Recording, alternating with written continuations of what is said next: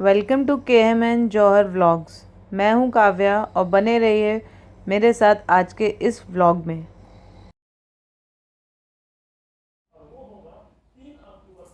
Hello guys, एक और नया दिन, एक और नया व्लॉग और आज हम निकल पड़े हैं फतेहपुर सीकरी, मुगलों का शहर। फाइनली हम लोग निकल गए हैं फतेहपुर सीकरी घूमने जा रहे हैं। आज हम कमरे खोलने नहीं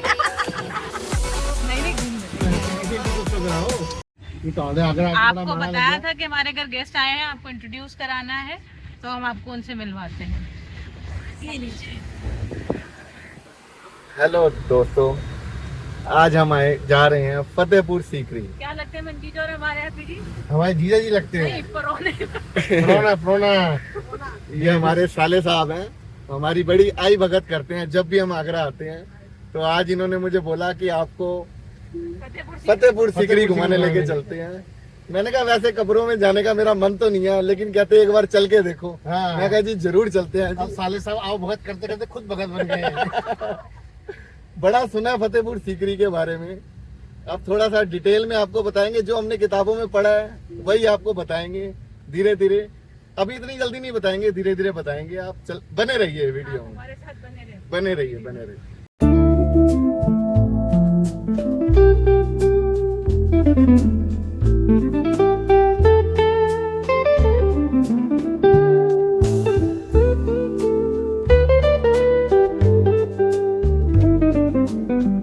हम यहाँ एक रेस्टोरेंट पे रुके हैं, देखते हैं अच्छा कुछ खाने के लिए मिल जाए।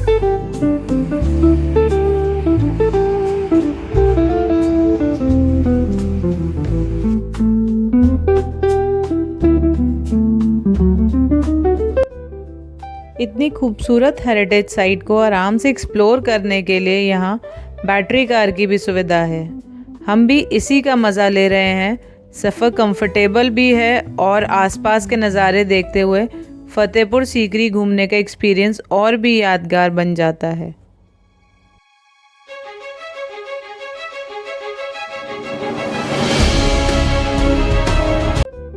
फतेहपुर सीकरी को सम्राट अकबर ने 16वीं सदी में अपनी राजधानी के रूप में बसाया था।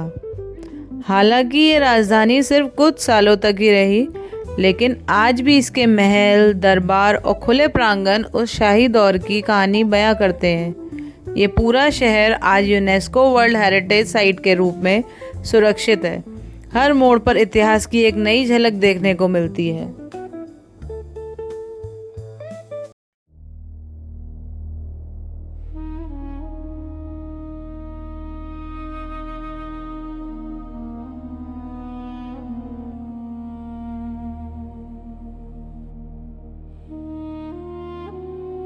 हम फोर्ट में एंटर हो रहे हैं और आप देख सकते हैं मेरे लेफ्ट साइड में ये है दीवाने आम। ये वही जगह है जहां मुग़ल सम्राट अकबर आम जनता की शिकायतें और अर्जियां सुना करते थे। इसी खुले प्रांगण में दरबार लगता था, जहां दूर दूर से लोग इंसाफ की उम्मीद लेकर आते थे। लाल बलुआ पत्थर से बना ये भव्य हॉल मुग़ल आर्किटेक्चर का एक खूबसूरत नमूना है। यहीं से अकबर अपनी प्रजा से सीधा संवाद भी करते थे। आज भी इस जगह पर खड़े होकर ऐसा लगता है जैसे इतिहास की कहानियां अब भी यहीं गूंज रही हैं। दीवाने आम से आगे बढ़ते ही हम पहुंचते हैं दीवाने खास के इस खुले प्रांगण में। ये खुला आंगन शाही मेहमानों और राजदूतों के लिए प्रवेश स्थल हुआ करता था। सामने नजर आती है दीवाने खास की भव्य इमारत। वही जगह है जहाँ सम्राट अकबर अपने खास दरबार लगाया करते थे। हर तरफ नज़र आती है नक्काशी। ये है फतेहपुर सीकरी का दीवाने खास, जहाँ सम्राट अकबर अपने खास मंत्रियों, राजदूतों और विशेष मेहमानों के साथ महत्वपूर्ण बातें किया करते थे। बाहर से देखने पर इस इमारत की सादगी और शानदार बनावट एक साथ नज़र आती है। इनके चारों तरफ का खुला प्रांगण कभी शाही गतिविधियों का साक्षी हुआ करता था। लाल पत्थर की बेहतरीन नक्काशी और मुग़ल वास्तुकला की खूबसूरती इस इमारत को फतेहपुर सीकरी के सबसे अनोखे स्थलों में शामिल करती है। हर कोना अकबर के शाही दौर की एक अलग कहानी बयां है।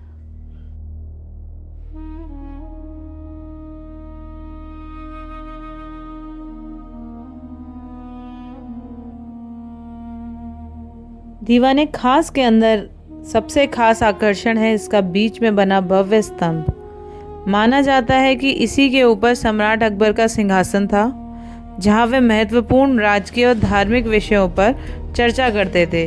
इस स्तंभ की बारीक कारीगरी और अनोखा डिजाइन आज भी हर देखने वाले को प्रभावित करता है। यहाँ पर हमको एक गाइड मिले थे जिनका नाम था मोहम्मद चांद। वो आगरा के ही रहने वाले हैं और पिछले 35 सालों से फतेहपुर सीकरी में गाइड हैं। उन्होंने हमें यहाँ हर जगह के बारे में इतने इंटरेस्टिंग तरीके से बताया कि पूरा एक्सपीरियंस और भी मज़ेदार हो गया। उनकी बातों से सिर्फ मॉन्यूमेंट्स ही नहीं बल्कि उनके पीछे छुपा इतिहास भी समझ में आया।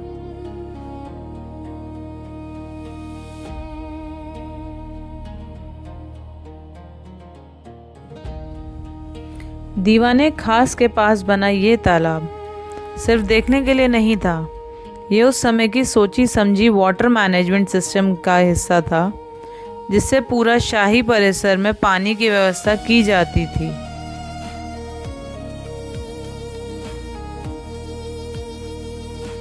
दीवाने खास के पिछले हिस्से में भी कई सहायक इमारतें और रास्ते बनाए गए थे जो कि शाही परिवार का ही हिस्सा थे। इसका इस्तेमाल सुरक्षा, आवागमन और राज परिवार की ज़रूरतों को ध्यान में रखकर किया जाता था। ये है फतेहपुर सीकरी का खजाना, जहाँ शाही दौलत, कीमती दस्तावेज और अन्य महत्वपूर्ण वस्तुओं को सुरक्षित रखा जाता था। इस इमारत की सुरक्षा पर खास ध्यान दिया जाता था क्योंकि ये मुग़ल सल्तनत के सबसे महत्वपूर्ण हिस्सों में से एक मानी जाती थी। आज ये जगह हमें उस दौर की शाही व्यवस्था की एक झलक दिखाती है। चलिए अब हम ट्रेजरी के अंदर चलते हैं। बाहर इतनी गर्मी थी कि अंदर आते ही थोड़ी राहत मिली। यही चांद जी हमें इस जगह के बारे में बता रहे थे। उन्होंने बताया कि माना जाता है कि इस इमारत का इस्तेमाल शाही खजाने और कीमती चीज़ों को सुरक्षित रखने के लिए किया जाता था। सच कहूँ, गाइड के साथ घूमने का मज़ा ही अलग होता है क्योंकि हर जगह की एक नई कहानी सुनने को मिल जाती है।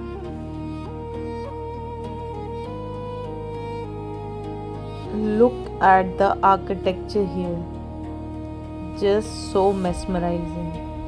Each and every point has their own story. सच में इतना सुंदर आर्किटेक्चर उस टाइम पे होता था, आज शायद ही पॉसिबल है।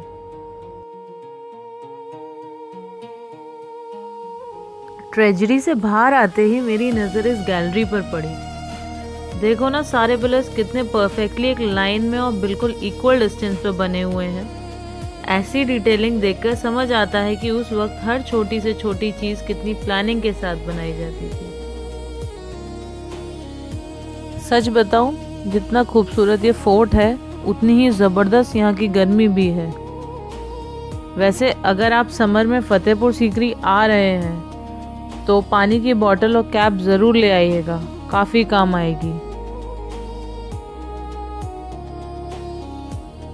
और बेचारे मंजी जौहर जी, उनका तो पूरा टाइम निर्मृत को संभालने में ही निकल गया, खुद आराम से घूम भी नहीं पाए।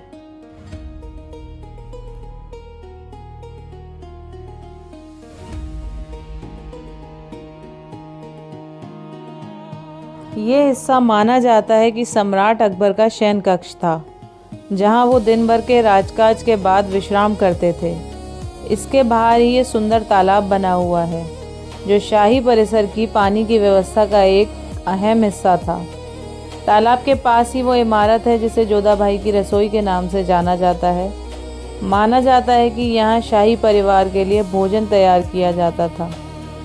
इस पूरे हिस्से को देखकर अंदाज़ा लगता है कि उस दौर में रहना और रोज़मर्रा की और ज़रूरतों का कितना ध्यान रखा जाता था।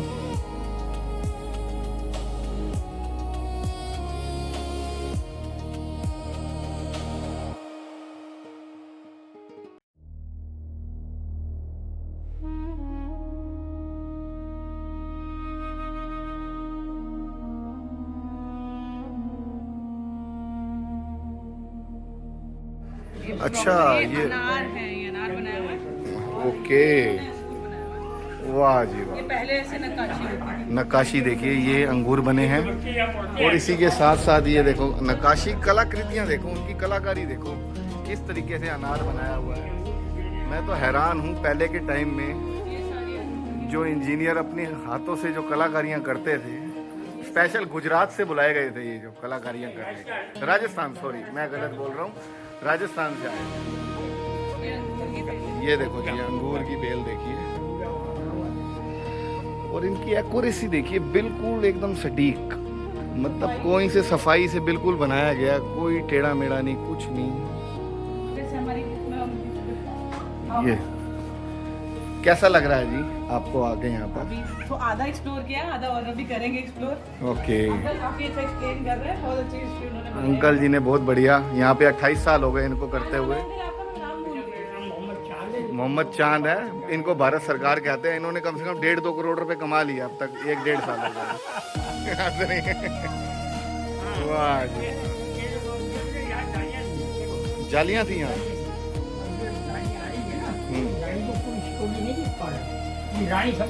वाह जी वाह।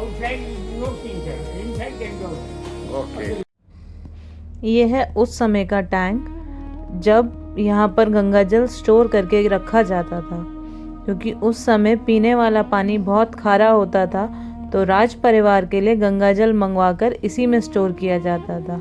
इसमें आप जो ये 2 पत्थर देख रहे हैं ये ओरिजिनल है उसी टाइम के, बाकी सारे चेंज कर दिए गए, बाकी बस ये 2 पत्थर जो हैं वो उसी टाइम के हैं।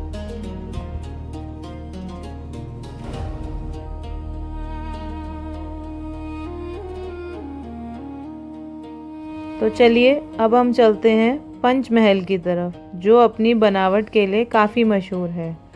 ये यहाँ पर 2 स्टोन्स लगाए गए हैं, जहाँ पर एक पर इंग्लिश में एक में हिंदी में हिस्ट्री लिखी हुई है पंचमहल के बारे में, तो आप यहाँ से भी पढ़ सकते हैं। और ये देखें आप, ये कितना सुंदर नज़ारा है यहाँ का, इतनी ग्रीनरी है पूरे फोर्ट में। नॉर्मली ये शायद हम लोग जिन शहरों में रहते हैं वहाँ देखने को कम मिलती है, लेकिन उस टाइम की ग्रीनरी आज भी यहाँ पर मेंटेन की गई है। That's commendable. पंचमहल के बारे में कहा जाता है कि इसे शाही परिवार के आराम और खुली हवा के आनंद लेने के लिए बनवाया गया था। ये 5 मंजिला इमारत अपनी अनोखी बनावट के लिए मशहूर है। इसकी हर मंजिल ऊपर जाते जाते छोटी होती जाती है, जिसकी वजह से हर तरफ से हवा आती रहती है। इसी वजह से इसे फतेहपुर सीकरी के सबसे हवादार इमारतों में से एक माना जाता है। यहाँ पर हम लोग उस समय के कल्चरल प्रोग्राम्स की बातें कर रहे थे, लाइक उस टाइम किस तरह का डांस वहाँ पर हुआ करता था, किस तरह के म्यूज़िक वहाँ पर हुआ करते थे, किस तरह का संगीत उस समय एग्जिस्ट करता था।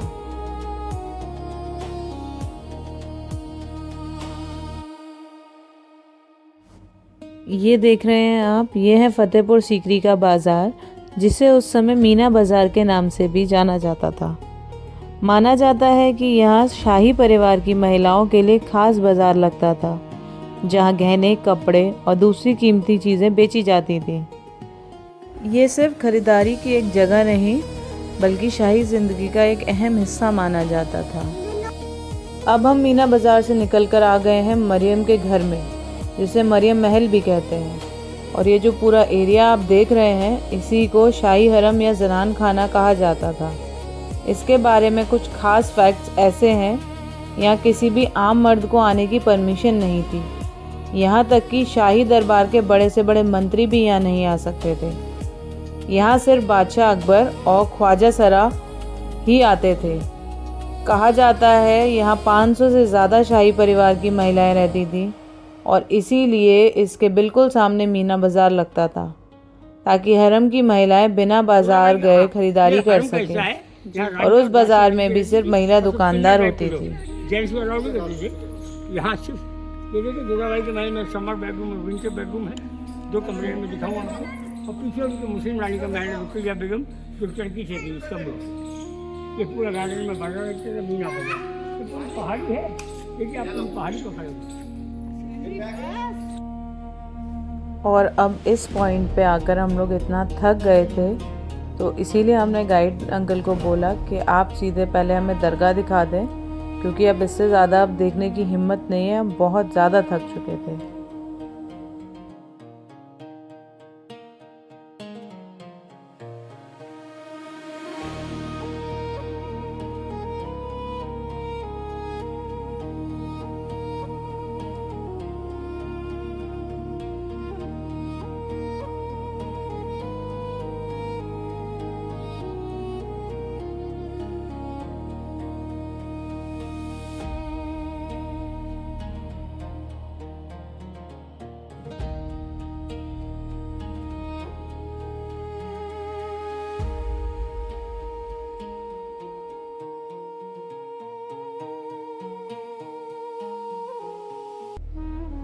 ये जो आप हज़ारों कब्रें देख रहे हैं, ये फ़तेहपुर सीकरी का शाही कब्रिस्तान है। शेख सलीम चिश्ती की दरगाह के बिल्कुल पास होने की वजह से मुग़ल शाही परिवार के लोग यहाँ दफन होना जन्नत समझते थे। अच्छा, आज फतेहपुर सीकरी घूम रहे हैं, मेरे तो पैर जवाब दे गए मुझे। बहुत गर्मी, उमस बहुत ज़्यादा है। बहुत हालत ख़राब हो गई। अच्छे मौसम में निकले थे, धूप निकल गई और हालत ख़राब हो गई है बहुत ज़्यादा।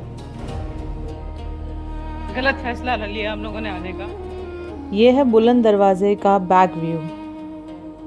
54 मीटर ऊंचा ये दरवाज़ा अकबर ने गुजरात फतेह के बाद 1573 में बनवाया था। दुनिया का सबसे बड़ा दरवाज़ा कहा जाता है इसको। तो अब हम आ गए हैं फ़तेहपुर सीकरी की सबसे शांत जगह, हज़रत शेख सलीम चिश्ती की दरगाह पर। यह दरगाह मुग़ल बादशाह अकबर ने अपने बेटे जहांगीर की पैदाइश की मन्नत पूरी होने के बाद 1581 में बनवाई थी। कहा जाता है अकबर के यहाँ औलाद नहीं हो रही थी, तो हज़रत की दुआ और बरकत से जहांगीर की पैदाइशी हुई। आप देख सकते हैं ये पूरी दरगाह सफ़ेद मार्बल से बनी हुई है और इसकी संगमरमर की जाली का काम पूरे फ़तेहपुर सीकरी में सबसे खूबसूरत है। यहाँ आने वाले ज़ायरी जाली में मन्नत का धागा बांधते हैं और दुआ करते हैं और कहा जाता है यहाँ औलाद की मन्नत सबसे ज़्यादा कबूल होती है। और दरगाह के चारों तरफ जो आप इतनी सारी कब्रें देख रहे हैं, ये सब मुग़ल ख़ानदान की शाही कब्रें हैं जो इस बुज़ुर्ग हस्ती के कदमों में दफन होना अपने लिए जन्नत समझते थे। ये है 54 मीटर ऊंचा बुलंद दरवाज़ा जो अकबर ने गुजरात फतेह के बाद बनवाया था और ये एशिया का सबसे बड़ा दरवाज़ा है। शाम हो चुकी है और अब हम बैटरी कार से वापस जा रहे हैं। दिन भर का फ़तेहपुर सीकरी का सफ़र यहीं ख़त्म होता है एक खूबसूरत शाम के साथ।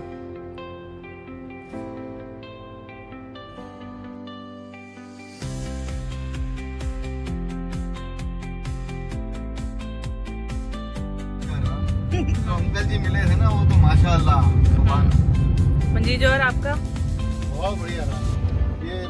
ये 2-3 दिन तक याद रहेगा, गोटियों में भीड़ होता रहेगा। बहुत बढ़िया एक्सपीरियंस।